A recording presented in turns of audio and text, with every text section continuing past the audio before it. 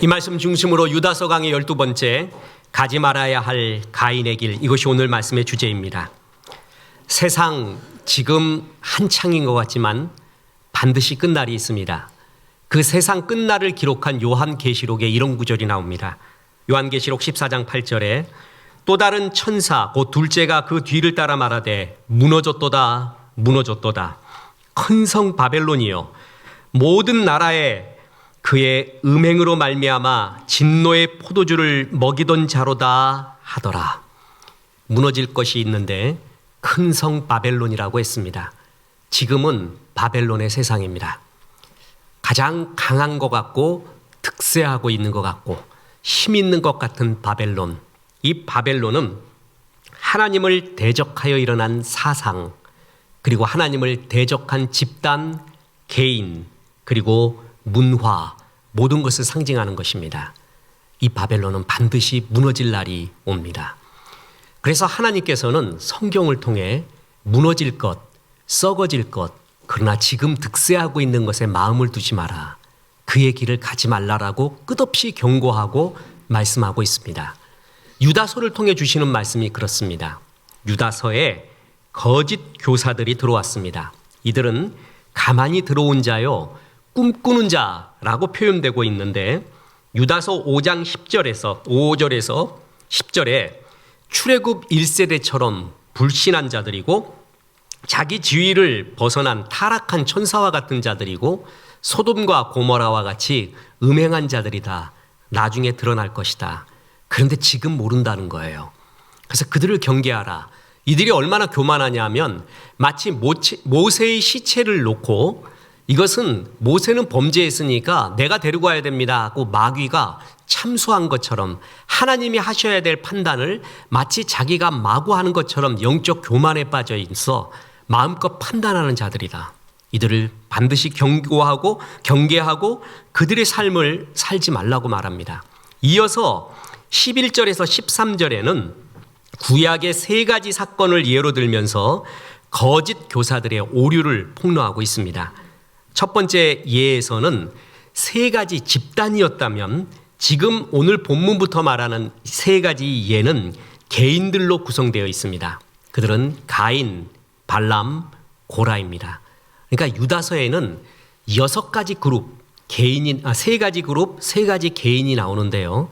그들을 절대 따라하지 말라는 거예요. 그들은 멸망의 길, 지금은 득세하고 있을지 몰라도 반드시 무너질, 그리고 그 정체가 드러날 길이라고 합니다. 그러면서 그 3가지 예를 들 때 오늘 가인, 발람, 고라입니다. 그런데 이것은 연대기 순서적으로 하나님이 기록하지 않았습니다. 연대기 순서적으로 한다면 가인, 고라, 발람입니다. 그런데 하나님께서는 강조하고 싶은 것이 있어서 가인, 발람, 그리고 최악의 패역으로서 고라를 둡니다. 그래서 이들을 표현하는 명사와 동사가 갈수록 강해집니다. 자, 첫 번째 명사는요, 가인의 길이라고 했습니다. 근데 발람의 길 할 때는 발람의 어그러진 길이라고 했습니다.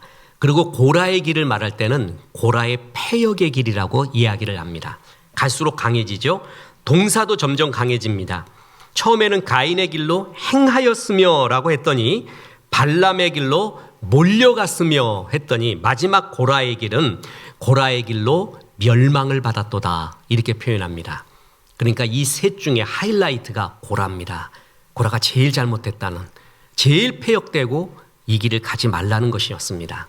그러면서 첫 번째 길로 가인의 길을 이야기하고 있었습니다. 자, 가인은 어떤 삶을 살았기에 하나님이 이 길로 절대 가지 말라고 했던가? 가인은 한마디로 예배의 삶을 살지 않았습니다. 창세기 4장에는 가인과 아벨의 유명한 이야기가 기록되어 있습니다. 가인은 농사꾼이었고 아벨은 양치는 목축업을 하고 있었습니다. 어느 날 이들이 하나님께 예배를 드리게 되었습니다. 가인이 먼저 제사를 드렸습니다. 가인은 농사 짓는 자이므로 땅의 소산을 갖고 하나님께 제사를 드렸고요. 아벨은 양의 첫 새끼를 갖고 제사를 드렸습니다. 그런데 하나님이 아벨의 제사는 받고 가인의 제사는 받지 않았습니다. 여기가 굉장히 중요한 예배론이 나오죠. 이에 대해서 전통적으로 그리스도론적으로 해석하는 것이 있습니다. 왜 가인의 예배는 안 받고 아벨의 예배는 받았는가? 그래서 이런 얘기도 많이 들었을 것입니다. 아벨의 예배는 양의 첫 새끼를 잡아서 피의 제사를 드렸다. 그런데 가인은 피의 제사를 드리지 않고 곡물로 땅의 소산을 드렸을 뿐이다. 하나님이 원하는 것은 피의 제사이다. 예수 그리스도의 십자가의 보혈의 피를 상징하는 그 그림자가 구약에 수없이 나오고 있는데 그중같이 제사가 중요한데 피의 제사를 주님이 바른 것이다.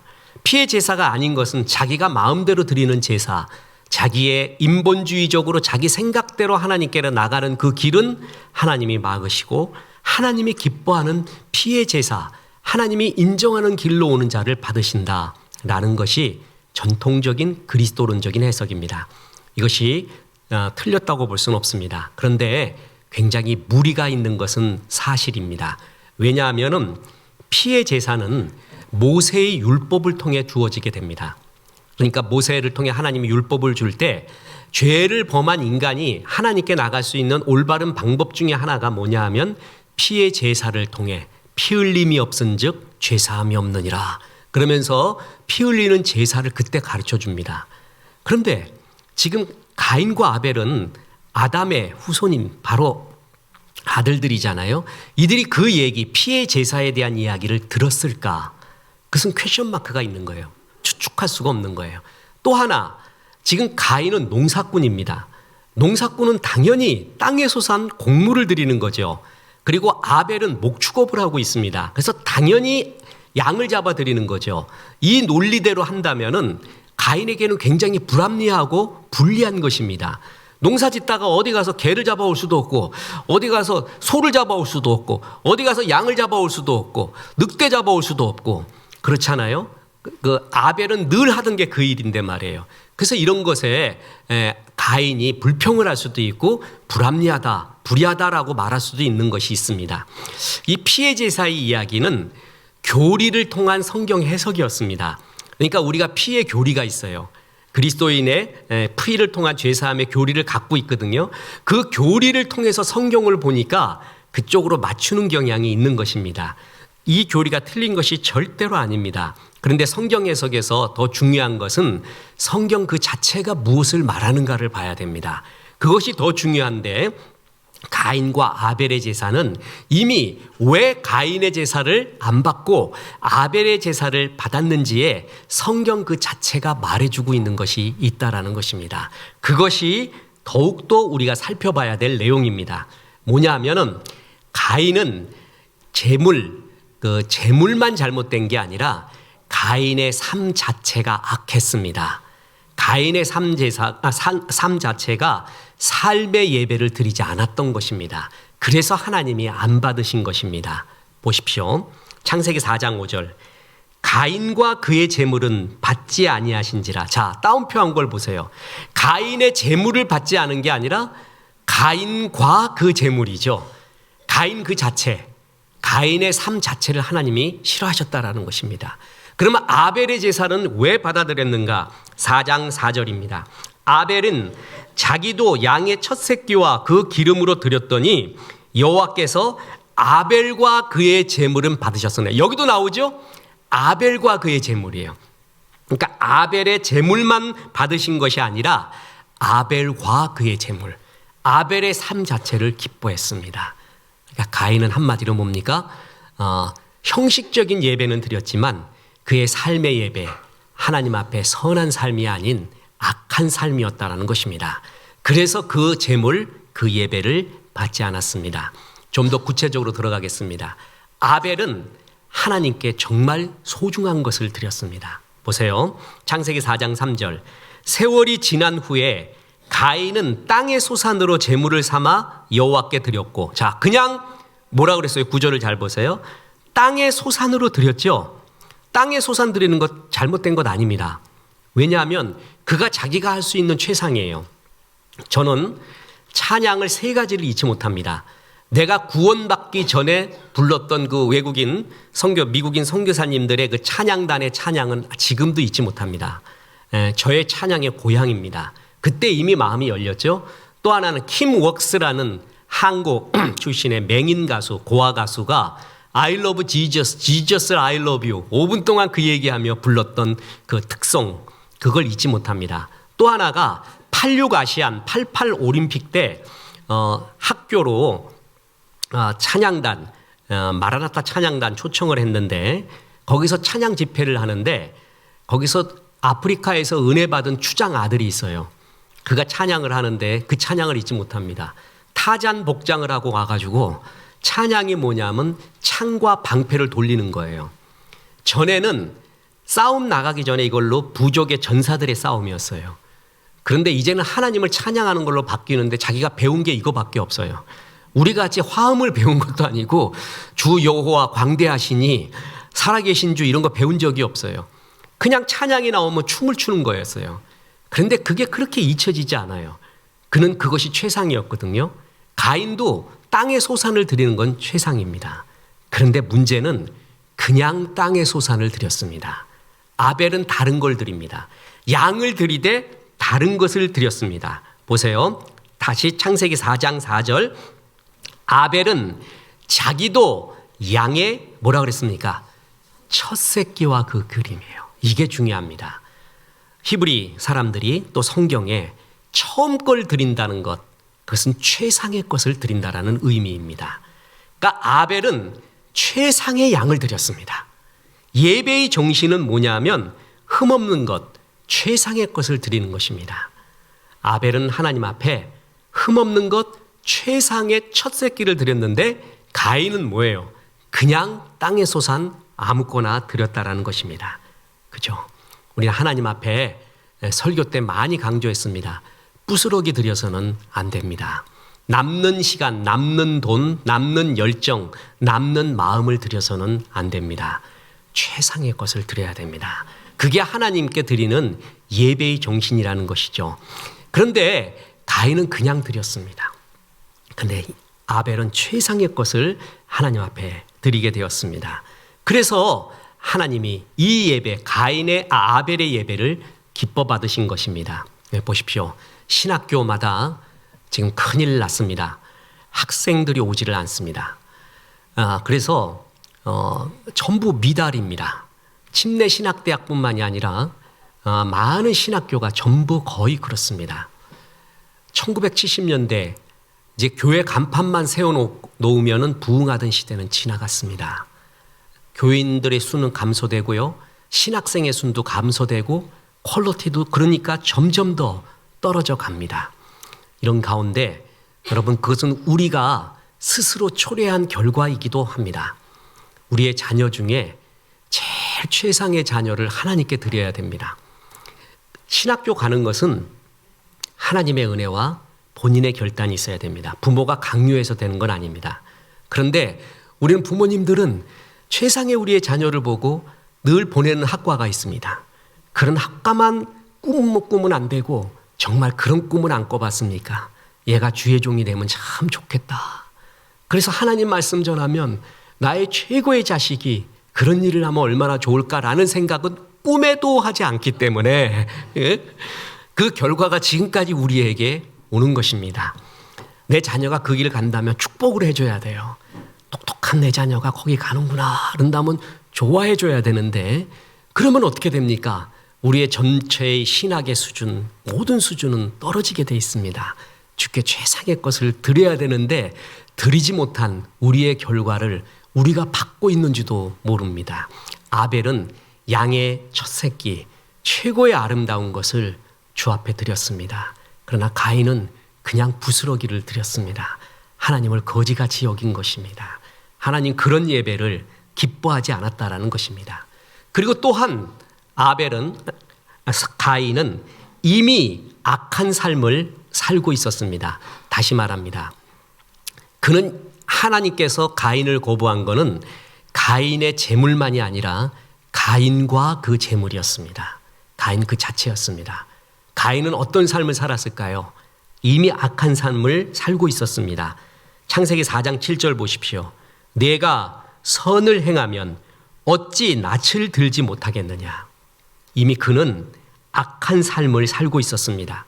사도 요한을 통해 하나님께서 가인에 관해서 이렇게 말했습니다. 요한일서 3장 12절입니다. 가인같이 하지 말라. 그는 악한 자에게 속하여 그 아우를 죽였으니. 그는 이미 악한 자의 삶을 살고 있었대요. 그래서 아우까지 죽이는, 그 시기 때문에 아우까지 죽이는 그런 사람이었습니다. 그러나 종교적인 제사는 드렸습니다. 하나님이 그런 삶을 싫어했다라는 것입니다. 우리 지난 수요일 날 달라스에 있는 뉴라이프 베프티스트 처치 새생명 침례교회 원광재 목사님이 설교를 해주셨습니다. 그때도 지금 목사님, 제가 이제 이미 어떻게 예배드리고 있는가 개척을 하셨다 그래서 어떻게 예배드리고 있는가 머리에 그림을 그렸습니다.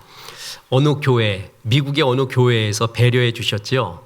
그래서 그곳에서 조그만 배려해 준 공간에서 예배드리고 있죠. 그러니까 맞대요. 제가 미국에서 공부할 때도 그랬습니다. 한인교회를 다녔는데 그때도 미국의 큰 교회에서 우리 한인들 모인다 그러니까 한 장소를 떼줬습니다. 마음껏 주일 예배 쓰래요. 그리고 밥도 마음껏 해먹어라. 심지어 어느 교회에서는 우리 한인들 아이까지 미국인들이 돌봐줬어요. 그런 것까지 봤습니다. 정말 고맙습니다. 정말 기독교의 정신, 신앙의 정신을 정말 갖고 있는 곳이었어요. 제가 좀 한국 교회를 의실거리기 위해서 했던 미국 목사한테 한 말, 그러나 그것이 정말 회개했던 말이 있습니다. 여긴 새벽 기도가 없습니까? 우리 한국 교회 새벽 기도 굉장히 잘하는데, 근데 새벽 기도라는 게 미국 용어에 없어요. 그래서 만들어냈다니까. 얼리 모닝 플레이어 미팅. 그래갖고 뭐 있어야 뭘 쓰지 그 용어가. 그래갖고 얼리 모닝 플레이어 미팅이 여기에 없지요. 그랬더니 없대요. 우리는 새벽 기도는 안 하는데 그리스도의 정신으로 산대요. 제가 그 말이 지금도 잊혀지지 않습니다. 여러분, 만약에 하나님이 어떤 사람 기뻐할까요?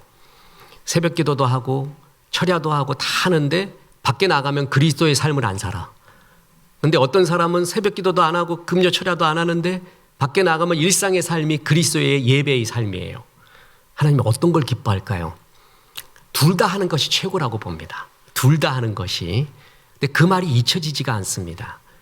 형식적인, 그러니까 예배에서의 형식적인 모습은 잘 있지만 삶의 예배를 드리지 않았던 우리, 가인의 그런 것을 하나님이 받지 않았다는 겁니다. 바울은 이런 고백을 했습니다. 디모데후서 4장 6절에 전제와 같이 내가 벌써 부어지고 나의 떠날 시각이 가까웠도다. 전제, 제사를 의미하죠. 제사 지낼 때 양들이나 소들의 각을 뜨고요, 기름을 붓습니다. 자기가 마치 그런 것처럼 삶의 마지막이 왔다는 거예요.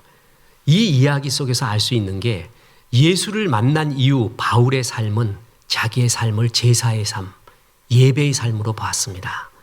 그래서 예배에 드려지는 제물처럼 예배 드리는 신실한 예배를 드리는 자처럼 살았고, 이제 나의 마지막을 예배할 때는 뭐냐면 제사 지낼 때 말이야, 예배 지낼 때 짐승들의 각을 뜨고 기름이 부어지고 하고 있잖아. 내가 지금 그 모습이야. 자기의 마지막도 마치 제사 때의 마지막 모습인 것처럼 표현을 하고 있습니다. 그의 일생을 한마디로 예배, 제사라고 표현하고 있다라는 것입니다. 그래서 로마서 12장 1절에 이런 구절이 나옵니다. 그러므로 형제들아, 내가 하나님의 모든 자비하심으로 너희를 권하노니 너희 몸을 하나님이 기뻐하시는 거룩한 산 제물로 드리라. 이는 너희가 드릴 영적 예배. 자, 영적 예배가 뭐냐 하면 너희 몸을 하나님이 기뻐하시는 거룩한 산 제물로 드려라. 몸을 드려라. 무슨 얘기입니까? 일상의 삶이 예배의 삶이 되라는 거예요. 그게 거룩한 산제사요, 영적 예배라는 거예요. 우리 한국 교회는 교회선 잘합니다. 근데 밖에 나가면 세상 사람과 비스무리하던가 더 나쁠 경우도 있습니다. 인격도 가치관도 세상 가치관과 똑같고, 인격은 예수 안 믿는 사람 성품보다 더 안 좋고, 그런다면 우리는 틀린 것은 여기서 예배 드린다는 거 하나뿐이라면 그것도 예배지만 또 하나의 예배가 있는데, 몸으로 드리는 예배, 삶으로 드리는 예배, 영적 예배가 있는데 그것은 삶의 예배다라는 것이에요. 바울은 그 평생 그렇게 살아왔습니다. 그 예배가 중요하다. 그래서 예수 믿는 사람이 사업을 하면 달라요. 직장 생활하면 다르고 일반 생활을 해도 달라요. 일반 사람들은 이런 말을 하는데 그리스도인은 그런 말을 할 상황에서도 그런 말을 하지 않아요. 달라요. 사람들은 그걸 보고 싶어 하는 것입니다. 우리의 종교적 행위가 아닌 다른 삶을 보고 싶어 하는 것이에요. 그랬을 때 감동하고 그게 빛과 소금의 역할을 하는 게 아니겠습니까? 그런데 가인은 그런 삶을 살지 못했습니다. 그래서 하나님이 가인과 그 삶을 받지 않았다라는 것입니다. 저는 자랑스러운 육군 병장 출신입니다. 여러분 이럴 때 이제 다 좋아하세요. 그래서 얼마나 자랑스러워요. 그죠? 내가 그 군경 모임, 선교 모임에서 내 옛날 사단장님을 봤다는 거 아닙니까? 그래서 진짜 그때 군기로 경례 타고 단결하고 어이구 사단장님 그러고 딱 했더니 그 사단장님이 90도로 인사를 하면서 자기는 직업군인이었는데 육군 병장이 자기는 제일 존경스럽대요. 병장 전역. 제가 그런 사람입니다. 알겠죠? 그런데 군대 문화라는 게 있는데요. 휴가 나가거나 외출 나갈 때 각을 잡고 나가는 사람 많아요. 그래서 그냥 뻐클, 그 군대 이 뻐클 광 다 내고요. 나 군대 가서 불광이라는 걸 처음 알았습니다. 군대 워커를 광을 내는데 불로 내는 게 있대. 물광, 불광. 그래가지고 물불 안 가리고 광을 내는 거예요.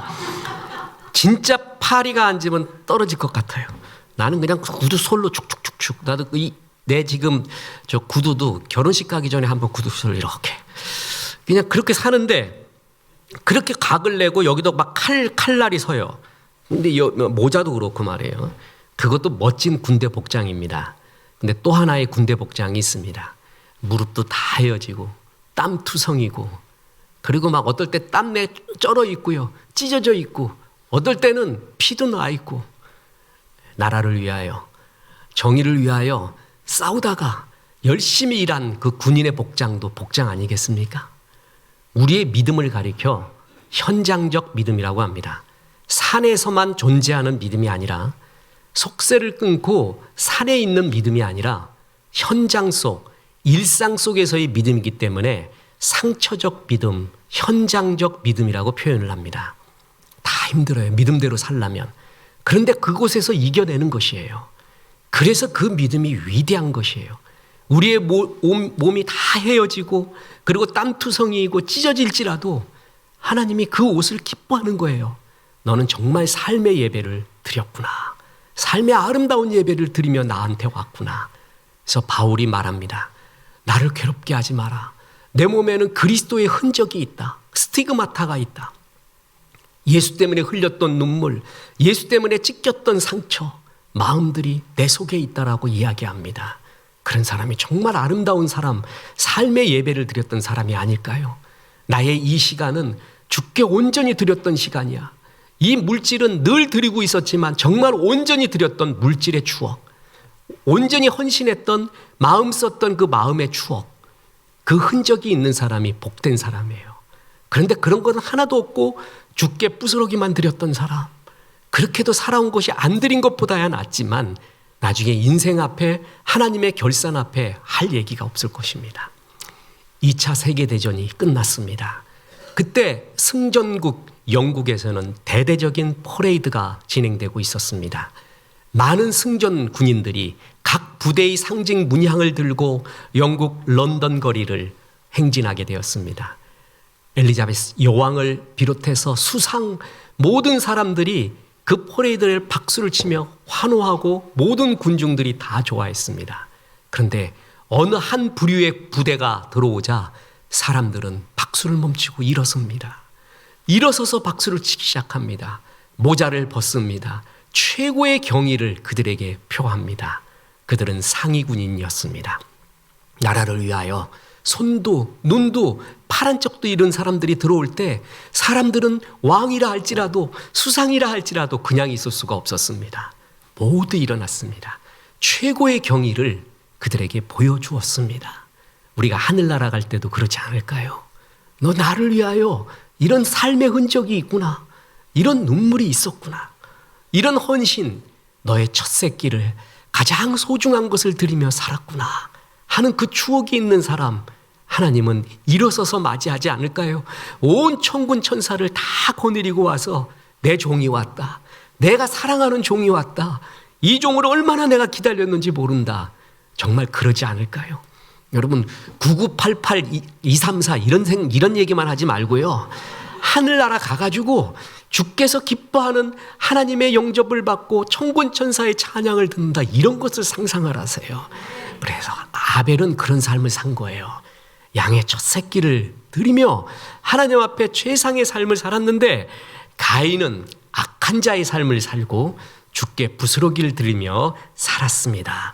그래서 그가 하나님이 기뻐하지 않고 그를 받지 않았던 것입니다. 그리고 두 번째이자 결론이 있습니다. 가인은 하나님을 끝까지 거부했던 길을 걸었다라는 것입니다. 하나님은 가인에게 여러 번 말씀했습니다. 기회도 줬습니다. 가인의 제물을 받지 않을 때에도 가인이 아벨을 죽였을 때도 대화하십니다. 그리고 이렇게 수많은 돌이킬 수 있는 기회를 가인에게 줬습니다. 가인이 그걸 거부합니다. 자, 보세요. 창세기 4장 9절. 여호와께서 가인에게 이르시되 내 아우 아벨이 어디 있느냐.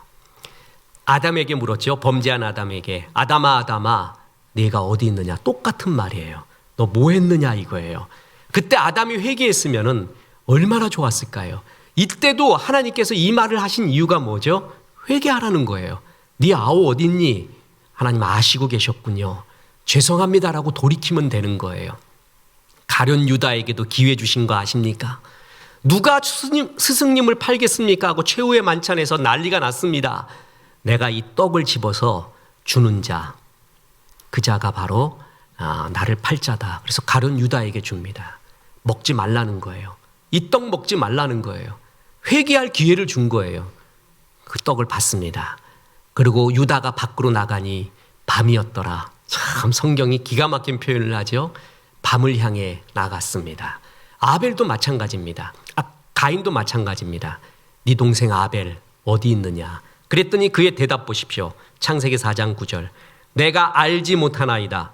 내가 아우 지키는 자입니까? 뻔뻔스럽게. 목사가 이 구절을 받는 게 있는데 얼마 전 만났던 김훈 소설가 김훈은 이 구절을 또 기가 막히게 해석한대요. 자기는 정치인들의 말이 이 말이래. 뭐냐면 자기가 아벨을 죽여놨대요. 그래서 아벨 어디 있느냐? 그거 왜 그랬어? 그렇게 얘기하면 내가 아벨 지키는 자입니까? 이렇게 말하더래. 논리가. 잘못했습니다 그러지 않고 꼭 이 논리를 피더래요. 그래서 깜짝 놀랐어요. 목사가 보는 눈이 있는데 이 구절을 소설가는 또 이렇게 보는구나. 자기는 성경에서 이 구절이 너무 은혜스럽대. 그래갖고 무슨 말인가 하고 봤더니 그래요. 잘못했다고 말하는 사람 한 명도 없대요. 아벨 죽여놓고도 내가 아우 지키는 자입니까? 이런 논리를 피더라는 거예요. 야, 소설가가 또 이렇게 볼 수도 있구나. 아벨을 죽였을 때 가인은 실제로 하나님을 공격한 겁니다. 왜냐하면 아벨은 하나님의 형상대로 지음받았기 때문입니다. 그래놓고 내가 아우 지키는 자입니까? 네, 죽였습니다. 싫어서 죽였습니다. 시기해서 죽였습니다. 이런 말 하지 않습니다. 끝내 회개하지 않습니다. 그래서 하나님은 벌을 내렸는데 뭐냐 하면은 그를 죽였어야 되지만 그를 끝까지 회개의 기회를 주기 위해서 줬던 벌이 뭐냐 하면 세상을 끝없이 정처 없이 유리하는 자가 되라고 합니다. 보세요. 창세기 4장 12절. 너는 땅에서 피하며 유리하는 자가 되리라. 돌아다니는 거예요. 정처 없이. 오늘도 걷는다마는 정처 없는 이 발길. 그렇게 만드는 거예요. 왜 그렇게 주실까요? 하나님께서 그 방황의 기간 동안에 주께 돌아오기를 원하는 거예요. 유리하면서 말이에요. 그랬더니 이제 가인이 하는 말 들어보십시오. 창세기 4장 14절. 무릇 나를 만나는 자마다 나를 죽이겠나이다. 그때 인터넷이 발달됐는지 SNS가 발달됐는지는 모르지만 아우 죽인 자. 자 보세요. 여기서도 보세요. 내가 아우를 죽였습니다. 이런 살인자의 모습, 특히나 동생을 죽였으니까 사람들이 날 가만히 두겠습니까? 예, 그렇게 말하지 않고 아벨 죽였다는 말은 끝내 안 합니다. 그리고 뭐냐 하면 나를 만나는 자마다 사람들이 나를 죽일 것 같습니다. 그런 말을 해요. 자기가 죄로 인한 벌 받는 것의 고통은 호소해요. 그런데 회개는 하지 않죠. 그랬더니 하나님이 참 마음도 좋으세요. 창세기 4장 15절 가인을 죽이는 자는 벌을 7배나 받으리라 하시고 가인에게 표를 주사 그를 만나는 모든 사람에게서 죽음을 면하게 하시니라. 가인의 표를 줘요. 이 표가 뭔지는 아무도 모릅니다. 그런데 가인 죽이지 못하도록 보호하십니다.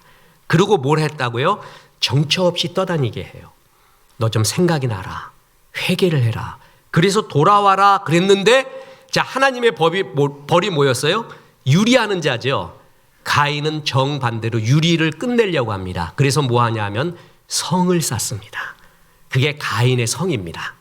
자, 창세기 4장 16절 가인이 여호와 앞을 떠나서 에덴 동쪽 놋 땅에 거주하더니 아내와 동침하매 그가 임신하여 에녹을 낳은지라 가인이 성을 쌓고 그 아들의 이름으로 성을 이름하여 에녹이라 하니라. 에녹성, 가인성을 쌓습니다. 그래서 거기서 기계를 만들고 도구를 발명하고 음악을 만들면서 하나님을 떠나도 살 수 있는 가인의 문명, 가인의 문화를 만들게 됩니다. 그래서 오늘의 문화는 두 가지 문화인데 다윗의 문화와 가인의 문화가 된 겁니다. 자, 똑같은 악기, 똑같은 성, 도구를 가지고 예루살렘 성에 언약궤가 들어오는 걸 보고 다윗은 춤을 췄죠. 그리고 똑같은 악기로 하나님을 찬양하는 다윗의 문화가 있고요. 똑같은 성을 짓는데 하나님을 떠난 성이에요. 하나님 떠나도 살 수 있는 성, 자기를 보호할 수 있는 성, 그것의 도구와 기구와 음악을 만들어서 하나님을 떠나도 살 수 있는 자기의 문화를 만든 게 가인의 문화입니다. 그래서 이 두 문화가 오늘날 세상에 존재하는 것입니다. 가인은 하나님 떠나도 살 수 있는 자기의 길, 회개하고 돌아오지 않고 자기가 살 수 있는 길을, 성을, 문명을 만들어버린 겁니다. 그러면서 이 가인의 후예들, 황순원의 소설에도 가인의 후예가 나오는데 이 가인의 후예들에게 이름을 지어줍니다. 그 이름이 그 시대의 생각, 그 사람의 마음을 생각을 하는데 전부 하나님을 거부하고 원망하는 이름을 짓습니다. 보세요. 창세기 4장 18절 에녹이 이랏을 낳고 이랏은 무후야엘을 낳고 무후야엘은 무두사엘을 낳고 무두사엘은 라멕을 낳았더라. 이게 가인의 후예들입니다. 하이라이트가 라멕입니다. 그런데 가인의 후예 에녹이 이랏을 낳았다 그랬죠. 이랏의 뜻은 증거하다, 나타낸다, 과시한다입니다. 부정적 이미지입니다. 나 하나님 없이도 뭐예요? 이 정도 살잖아. 나 떠나고 유리하는 자가 되라고? 나 그렇게 못해. 나 성 쌓고 여기서 보란듯이 살 것이야. 이렇게 말합니다.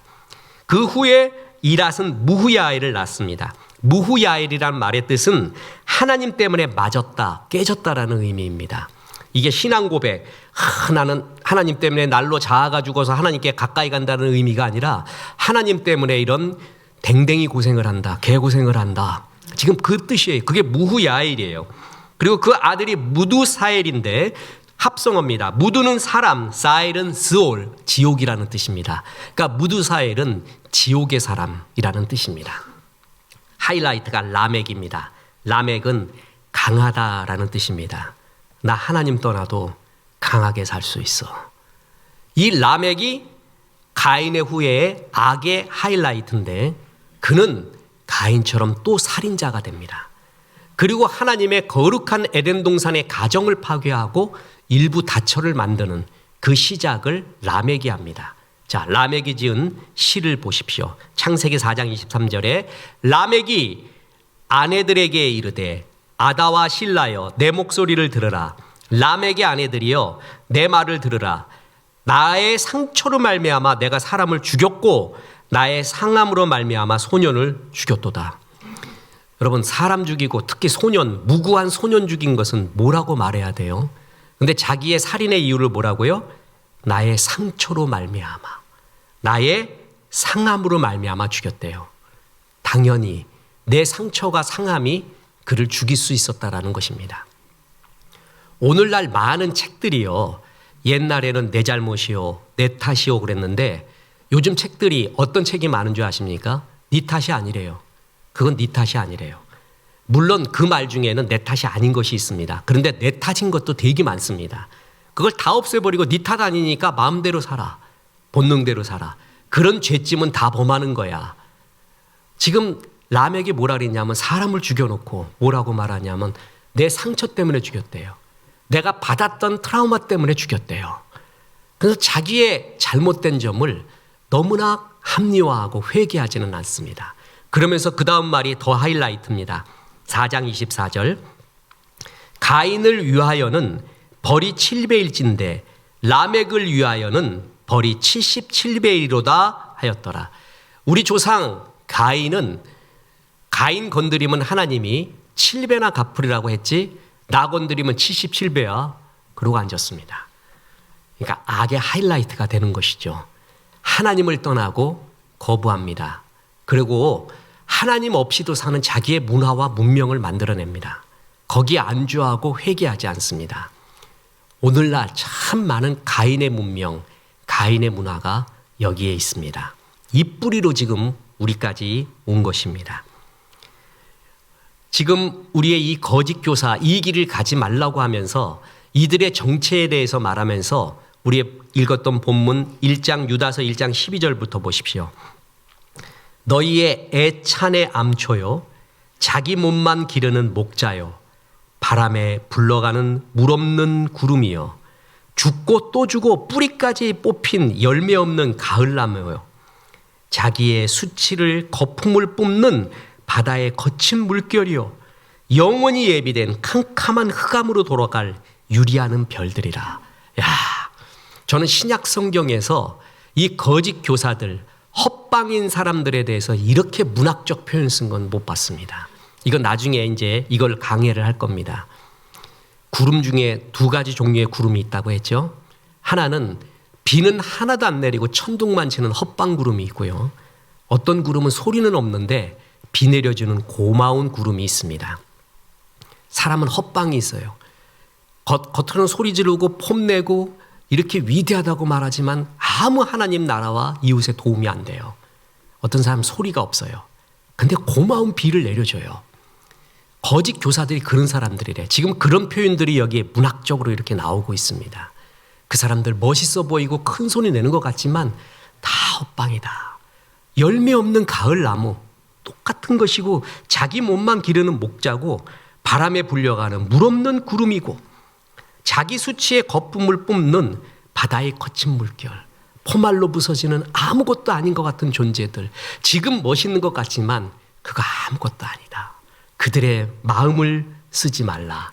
그러면서 끝으로 이런 말씀합니다. 요한일서 2장 17절 이 세상도 그 정욕도 지나가되 오직 하나님의 뜻을 행하는 자는 영원히 거하느니라. 다 지나간다. 하나님의 뜻을 행했던 사람만 영원히 남습니다. 여러분 지금 우리가 23년에 달력 한 장 남고 벌써 성탄과 송구영신 예배를 준비하고 있습니다. 진짜 저는 송구영신 예배 일주일 전에 드린 것 같습니다. 근데 벌써 이렇습니다. 70세 넘어가신 장로님 표현에 잊혀지지 않는 거. 목사님 60세는 60km로 시간이 달리는 것 같고 나는 70세는 이제 그때부터 떨어지는 줄 알았거든요. 70세는 시속 70km로 달리는 것 같대요. 어떤 장로님 말 아침 먹었구나 싶었더니 저녁 먹고 있더래요. 그렇게 시간이 빠릅니다. 정말 안개같이 지납니다. 욕하고 미워하고 헛된 구름같이 살 그런 시간이 우리에게 없습니다. 하루하루 기뻐하고 즐거워하고 감사하고 복음 전에도 모자랄 시간입니다. 가인과 같이 악한 자가 되어서 삶의 예배 못 드리고 하나님께 부스러기나 드리고 악한 자의 삶을 살고 그런 하나님께 끝내 회개하지 않는 그런 가인의 길로 가지 마라. 아벨과 같이 하나님 앞에 최상으로 드리며 살아라. 그게 남는 것입니다. 그게 영원한 것입니다. 이 가인을 반면 교사 삼아서 아벨처럼 영혼을 생각하며 사는 귀한 종들 되기를 주 예수의 이름으로 축원합니다. 우리 하나님은 비를 내리시고 준비하시는 고마운 분이십니다. 찬양합니다.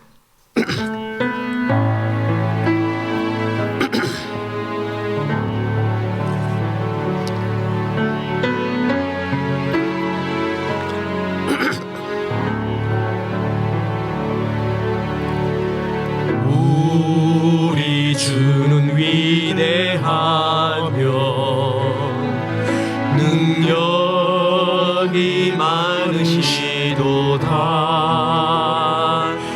그의 지혜 무궁하며 인자는 영원하도다. 상한 자를 고치시며 상처를 싸매시도다. 별들의 수를 세시며 이름을 붙이셨도다. 그가 구름으로 하늘을 덮으시며 땅을 위하여 비 준비하시니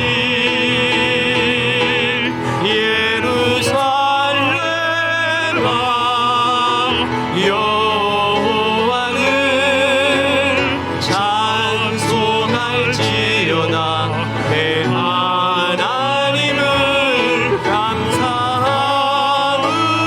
감사함으로 그 앞에 나가며 주임제 앞에 경배. 예루살렘아 예루살렘아 여호와를 찬송할지어다. 내 하나님을 감사함으로 그 앞에 나가며 주임제 앞에 경배. 이제는 우리 구주 예수 그리스도의 은혜와 하나님의 크신 사랑과 성령님 가인의 길을 살지 말라 말씀하심이 이 말씀에 아멘한 성도들에게 함께 하셔서 이제부터 끝날까지 크신 영광 받으시옵기를 우리 구주 예수 그리스도 이름으로 축원하옵나이다. 아멘.